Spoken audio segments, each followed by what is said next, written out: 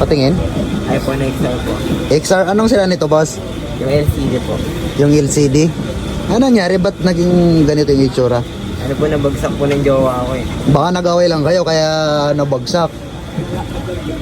Nag-away lang ata kayo eh. Taga sa kayo, sir? Sa ano pa po, sa Caloocan pa po. Caloocan? North Caloocan? South Caloocan? South. South? Layo, guys. So nag-away daw sila. Ayun, basag yung LCD. So papalitan natin to ng bagong screen.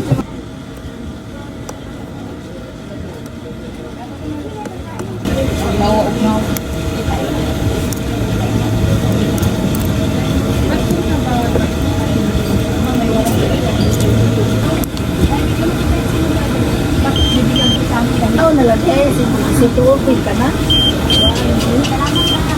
I-check natin siya. Yun, may tuton, syempre.